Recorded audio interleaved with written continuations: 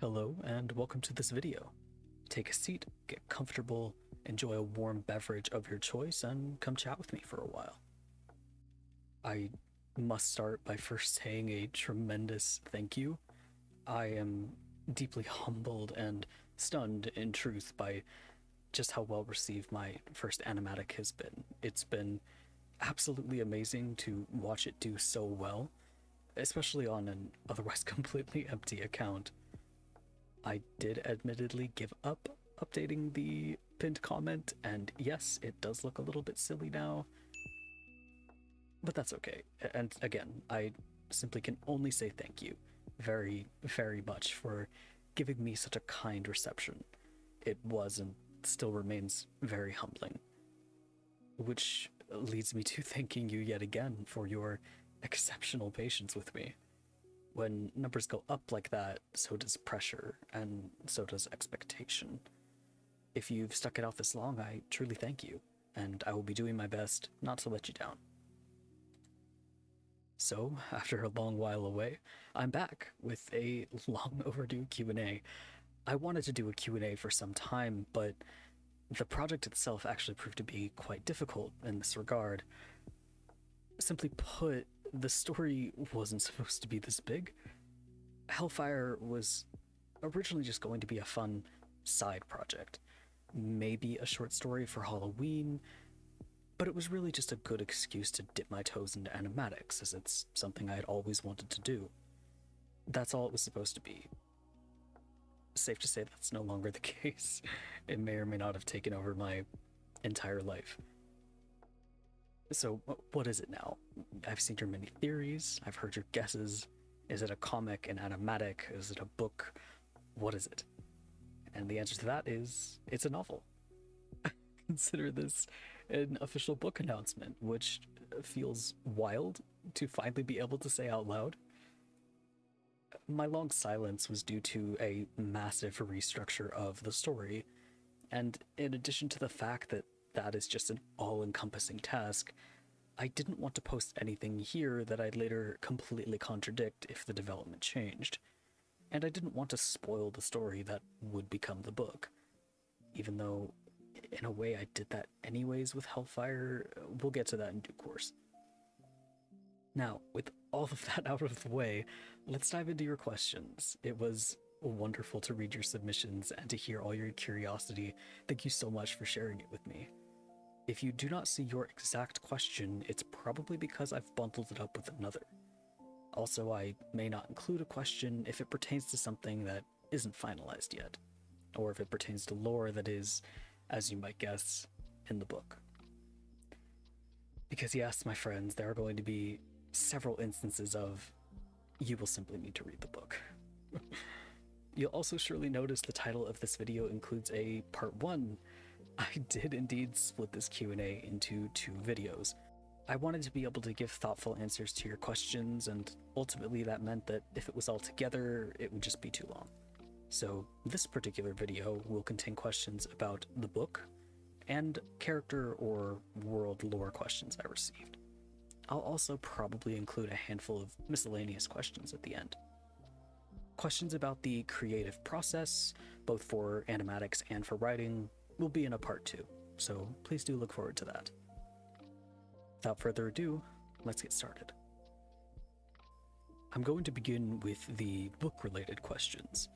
However, do keep in mind that some answers are subject to change. What is Immolation? Is it the story from your Hellfire animatic? Why yes. Yes it is. After doing the animatic, I realized that I wasn't ready to put the story down. I wanted to do more with it, and after a lot of mulling it over, talking myself in and out of it, I did go ahead and take the plunge to write it as a novel. If you've seen Hellfire, consider the book a prequel. After all, I received so many questions wondering where on earth Brontë came from, why is she there, who's Cyril, what's he like? So, with all of those questions in mind, Immolation is an upmarket fiction novel, and it's aimed at adult readers. It will follow the story of Cyril, a somewhat controversial Archbishop who is struggling to bring a vampire-infested city to heal, and Brontë, a young lady and novice of that same church order who is caught between her faith and her own brand of vampirism. It's a dark fantasy novel, and it's set in a fantastical world quite different from our own, one with magic and miracles and, as you have surmised, vampires. While it's not a romance novel, it does have a romantic subplot. That relationship is going to be quite important throughout the story, but there is very much a moving plot beyond that romance. It is also a gothic horror novel. There will be graphic violence, there will be loss, struggle, and grief, but also joy and hope. Religious themes, too, will, obviously, feature quite heavily as well. These are all good things to consider according to your personal tastes in fiction. Also, this is going to be an extremely slow burn. I hope you like suffering. Are you planning on just the one book, or a series? This will be a series. Originally, I did attempt to condense the story into one single book. I actually wrote at least 3 different versions of that draft trying to make it work. But upon review, it felt like a disservice to the characters in the story, so I made the decision to split it up into several books. So officially, this book is Immolation Volume 1. When does it come out? Autumn 2024. Don't worry, I promise I'll get you a solid date to prepare for, but for now, just plan on an exciting spooky season, and a cheeky little animatic to go along with it, if all goes well. I promise I'll be doing everything I can to make it worth the wait. Where will it be sold? Will it be available internationally? My goal is to make it available wherever books are sold. That will mean Amazon, Apple Books, Barnes & Noble, and so on. It will also be available internationally. What formats will it be available in?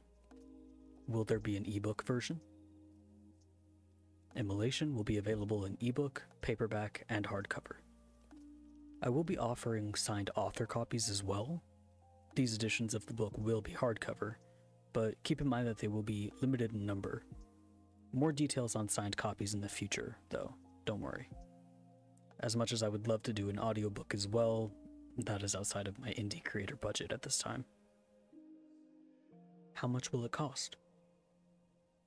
While I don't have set prices yet, I'm still deciding on things like paper, dimensions, the print quality, and so on. I can give some rough estimates. The ebook will fall somewhere in the range of $10. Paperback will be somewhere near $17, and hardcover will be about $32. The exception, of course, will be the signed author copies, which I have not yet priced, but those will be sold and shipped separately. Of course, I'll also be offering a discount during the book's pre-order period. As an aside, if your budget is tight or international currency conversion makes it difficult for you to purchase in USD, I will be doing my best to make distribution as wide as possible. What this means is that you may be able to loan a copy of the ebook through your local library. Keep in mind, I cannot guarantee this at all. It will entirely depend on your local library's decision, including whether or not they stock indie work at all, which they may not. Libraries are also community resources, and there are many factors that go into whether or not they stock a book, including demand. So again, I can't guarantee that your local library will help you, but I can leave that door open for them. Keep it in mind. What's the final word count? How long is the book? The manuscript is still in the editing process. I suspect I will be obsessively tweaking and polishing things right up until the launch date, so I don't have an exact word count for you. Not yet. What I can tell you is that it's at least 120,000 words, or you could think of it instead as about a 400-page book. Who is your target audience for the book? What a thoughtful question.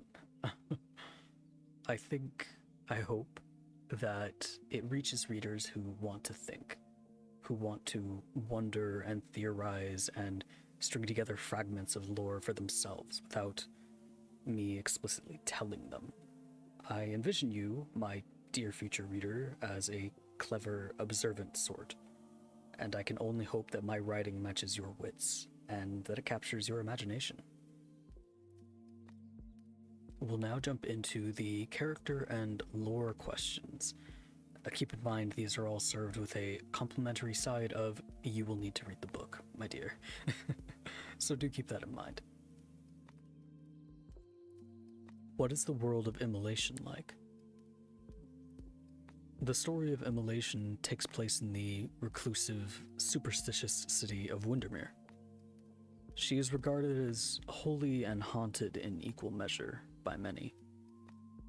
Tucked away in the highlands, she is only easily accessible thanks to the twin rivers and the newer steam rail line.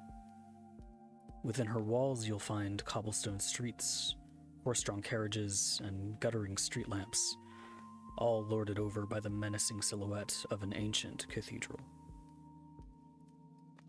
In this world, you will find some elements familiar to the Gothic Victorian genre, but you will also find castles, knights, swords, and old magic.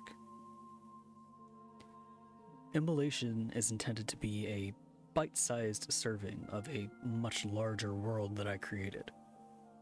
I knew that trying to do the entire world with all the cultures, the customs, and countries, it would be too overwhelming to tackle in a debut novel like this. I didn't want to put myself under that sort of pressure. While the wider world does have a considerable amount of development and lore, those are all things that will be on the fringes of Immolation. While I do very much enjoy talking about and exploring the wider world, it's beyond the scope of this Q&A. Perhaps in another video, or in a future book. Don't worry though. You will still get tastes of the wider world in Immolation. Though she may wish it otherwise, the outside world does bleed into Windermere. And Windermere has plenty of secrets of her own for you to uncover. What is Brontë like? Brontë is a novice who lives and serves at Our Beloved Lady, a cathedral that is home to the celebrated, if superstitious, Order of the Sacred Heart. Within those storied halls, Brontë struggles with her own faith, caught up between the juxtaposition of her hopeful beliefs and a much more damning reality. Safe behind parapets of stone, Brontë is sheltered from the harsher truth. But even stone can crack, and that shield won't last forever. Sheltered, perhaps a little naive, but clever and observant, Brontë catches details that might otherwise go unnoticed. She is also deeply compassionate and feels things intensely, even her own weak faith, something that weighs rather heavy on her, surrounded as she is by saints. Brontë has been a challenge for me, really. Most of my characters are, for lack of a better term, far more gritty. My characters are oftentimes quite gray, or in the case of Cyril, lean far more over into what I affectionately call schmuck territory. That is to say, evil. Brontë was my first serious dip into a good character, and I struggled a lot with making that believable. I wanted to make her believable without making her saccharine or sugary. Did I succeed? Well, I suppose you, my dear readers, will be the judge of that. How did Brontë end up where she is now? As I mentioned earlier, think of Immolation as a prequel to what you already know of these characters from Hellfire. How Brontë came to be what she is, why on earth the church shelters her, why Cyril, a hunter, tolerates her. These are all things that she herself also wonders. They are things that she might even get herself into trouble trying to make sense of. Does Cyril know more than he lets on? Perhaps he does. What about the other clergy? Surely there are brothers and sisters that know. And surely an entire cathedral filled to the brim with hunters wouldn't somehow miss a vampire prancing about the grounds, would they? For Brontë, it's easier not to think on these things, but ignorance is a luxury and not one that can be afforded forever. What is Cyril like? What inspired you to write Cyril's story? As Archbishop of Our Beloved Lady, Cyril carries a heavy responsibility. His being the youngest in the cathedral's history to assume the role would have been controversial enough, never mind his bloody reputation as a perhaps overzealous vampire hunter. Stoic, imposing, and fiercely devout, Cyril had earned himself a sadistic and bloody reputation long before becoming Archbishop. Now, steeped deep in magic, one can always tell when he's loitering nearby. What the faithful of his order will feel as a comforting warmth, the damned feel like a prickling burn. And while the beloved might hear the chime of rosary beads, vampires hear a rattle like pealing thunder. As father, his violent reputation remains unchanged. Some argue that this is what makes him an effective leader, praising his ability to push back against the undead that threaten the city. Others despise his conduct, seeing it as an affront to tradition and an insult to the torch that was passed to him. Whichever opinion one has, one thing is agreed upon: he is not a merciful father. Cyril is a schmuck, affectionately. He is arguably the favorite child of my roster. Look at his smug face, he knows it. He is also one of the oldest characters that I have, and therefore is one of the most developed. He has existed in some form for years, with many different versions, but he always retains his level of schmuckery. He's a villain, is what I mean to say. You see, Cyril is very, very much inspired by the deliciously evil villains I grew up watching and reading, as the obvious comparison to Frollo in the Hellfire animatic would have told you. Cyril originally was created to be this unapologetic, sadistic, self-righteous fiend that instilled hopelessness and dread. And while he does have places where he serves that purpose beautifully, Immolation was a project in which I wanted to constrain him. That was a huge inspiration for this story. I wanted him to have this higher calling looming over him. I wanted to force him into a role that serves others and demands humility from him. It's been a very, very difficult but fulfilling writing exercise to shove him into this very alien scenario and still keep him true to his ruthless roots. Personally, I'm pretty happy with how I managed it. But it does beg the question, if I have constrained him that much, is Cyril still the villain? I think you'll have to read the book and decide for yourself. What is the age gap between Brontë and Cyril? I was tempted to leave this as a "you will simply need to read the book," but I am also of the opinion that you should be able to make informed decisions about the content you consume. Cyril is in his mid-40s. Brontë is in her mid-20s. Remember how just a few seconds ago I said Cyril was a schmuck? Here's your first hint of that being true. If such a separation in age just isn't for you, it's not the flavor you like your fiction, don't worry. You can safely give this series a pass. What is Cyril's mom like? I'm curious about Cyril's parents. You will get to meet the lovely Lady Mara in the book. I'm sure she'll be equally as pleased to make your acquaintance. Dear Mara is presumably widowed, but neither she nor Cyril are keen to speak on the matter. Perhaps it's quite painful for them. But I'm sure you're not the only one who wants to learn about Cyril's parentage. You just might have that in common with a few characters you've yet to meet. How did Cyril become Archbishop? The cathedral that so many of our beloved characters call home has a unique system of selecting its Archbishop. While you'll have to read to find out just what that system might entail, know that Cyril was just as surprised to be the one selected, and you could even say reluctant. Nevertheless, he has a high regard for the station, and he treats it with reverence and respect. Will Brontë be the only female lead? What about Evangeline? I mentioned earlier that cramming the entire story into a single book felt like a disservice, and that's very true. Unfortunately, that also meant cutting up the story into different parts, into different volumes, at what I felt like were the most natural pauses in the story. This means that Evangeline will only be present in a passing mention for Volume 1. She will appear in Volume 2, and I'm very excited for both you, the readers, and the characters of the world to meet her. But that said, she's still not a lead character.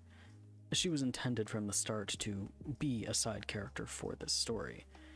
She's a busy lass. She can't loiter over long in Windermere. As for female leads, I find this a little more nebulous as, again, I cut the story up into volumes. So is Brontë the only female lead? Heavens no, certainly not. In Volume 1, though, we won't be spending a lot of time with our leading ladies. They'll be present, of course, but I'm using Book 1 as a time to introduce you to the world and to the wider roster of characters. But their time in the leading role will come in Volume 2. At least, that is the current plan. Who is your favorite character? Who is your least favorite? As I've already admitted, Cyril tends to be the favorite child in the roster, but when it comes to a least favorite, that's actually much harder. Even characters that I have that are just despicable, awful, charmless people, I still have a lot of fun with them. So I don't know that I would say that they're a least favorite. I do, however, think that they would be a reader's least favorite. There's a few of them that come to mind, in truth. I'll be very curious to see if readers have the same opinion as me, or if they surprise me, and their least favorites are somebody else. Will we ever see a colored version of Mother Superior? Sure. Miss Gemma is Mother Superior at Our Beloved Lady. She is a stickler for rules and keeps a rigid order, especially in the ladies' dormitories, which, frankly, she runs more as a head of household would run a maid staff. She's not a theologian or a philosopher. Instead, she takes far more interest in education, the arts, and finance. All of these traits make her incredibly well suited to her position as Mother Superior, even though she, like Cyril, is considered to be relatively young for her station. While Cyril provides spiritual guidance and serves as a public figurehead, she's actually the one managing the day-to-day mundane operations. She typically oversees the church's budget, has a hand in almost all of the correspondence, and is typically the one that is more accessible to the clergy and general public.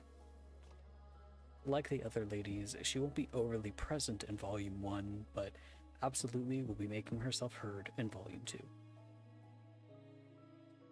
What is the religion about?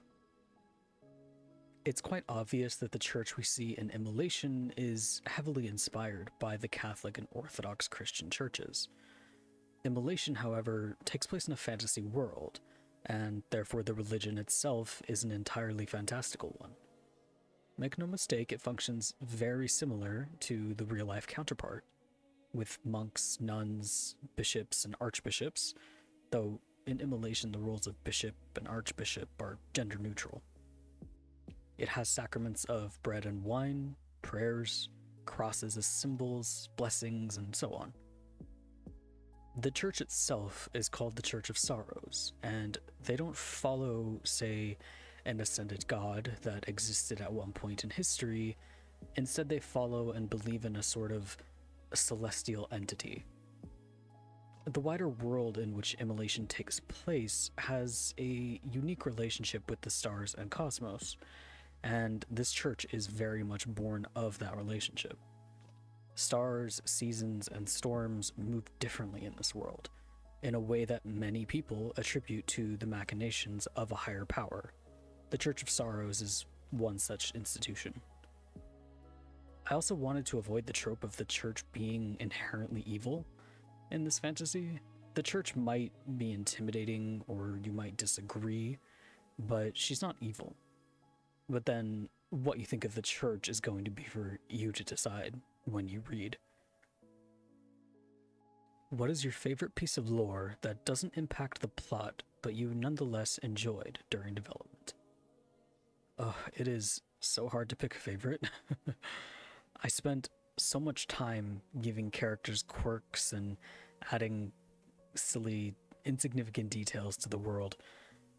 One thing that comes to mind, actually, is a cut piece of dialogue that I really liked. Ultimately, it's not even the entire piece of dialogue, it's just a single word from the conversation.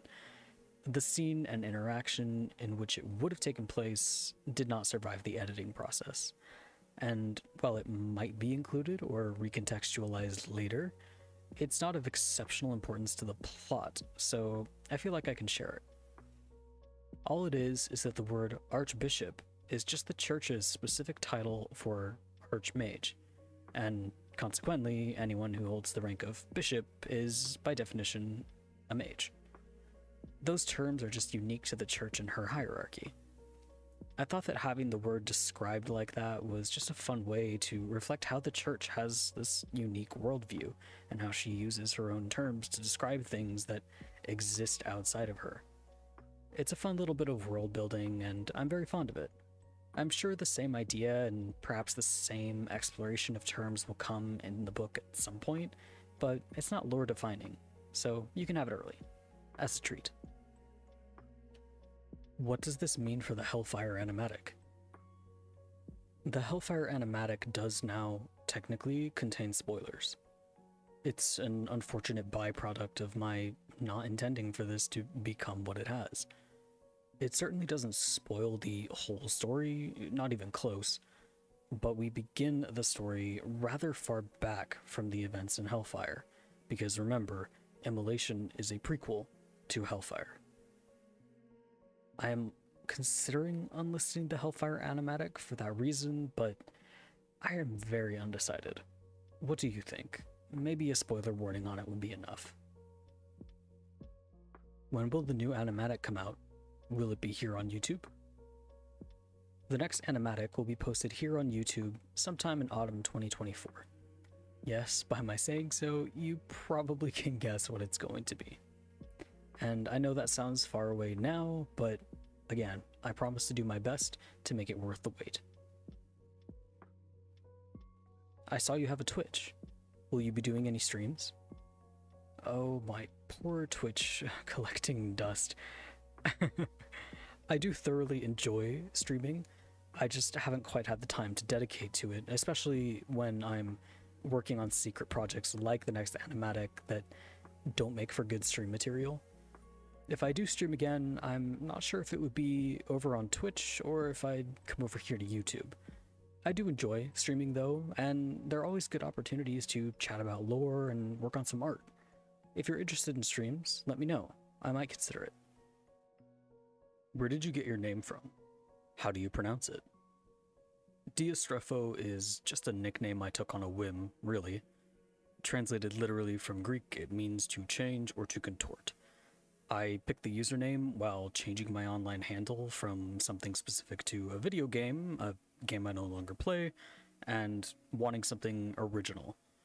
While I wish I could say that the meaning behind it was deliberate or somehow poetic on my part, no, it wasn't. It's just a name, and now it's what I use.